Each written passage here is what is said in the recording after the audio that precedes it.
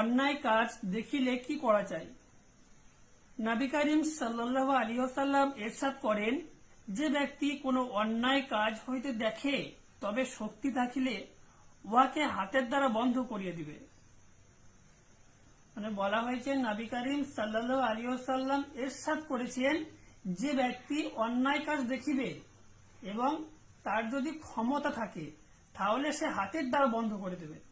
মানে কোনো অন্যায় কাজ যদি দেখতে চায়, দেখে, মানে কোনো অন্যায় কাজ যদি কেউ দেখে তাহলে তার যদি ক্ষমতা থাকে তাহলে সে আমাদের এই হাত দ্বারা বন্ধ করতে হবে।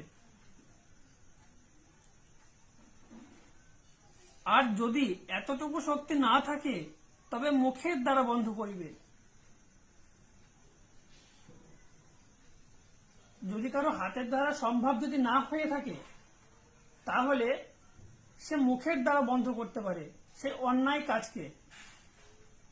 আর উহাও সম্ভব না হইলে অন্তরে উক্ত কাজকে ঘৃণা করিবে। মানে কেউ যদি হাতের দ্বারাও যদি কোনো অন্যায় কাজ দেখিলে কেউ যদি বন্ধ করতে না পারে বা এবং মুখের দ্বারাও যদি কোনো কাজ, মুখের দ্বারা কোনো অন্যায় কাজ দেখিলে বন্ধ করতে যদি না পারে তাহলে সে অন্তরে ঘৃণা করবে, সে অন্যায় কাজকে সে অন্তরে ঘৃণা করবে। উহা বন্ধ হওয়ার জন্য অন্তর দ্বারা দোয়া করিবে অথবা রুয়াহীন তাহাজ্জুদ প্রয়োগ করিবে।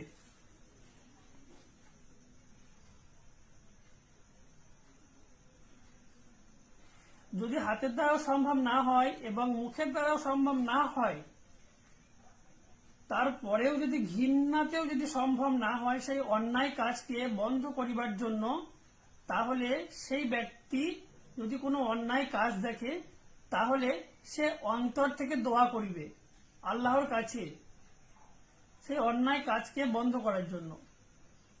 আমাদের ইসলাম কত সোজা এবং কত সমাধান, সেই সমস্যার সমাধানগুলো কত সুন্দরভাবে প্রয়োগ করেছেন মহান আল্লাহ রাব্বুল আলামিন।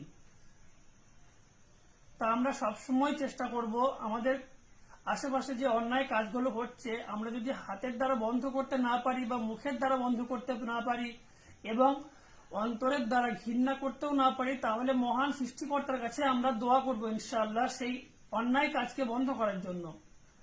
তা আমরা সবাই মিলে দোয়া করব। আসসালামু আলাইকুম ওয়া রাহমাতুল্লাহি ওয়া বারাকাতুহু।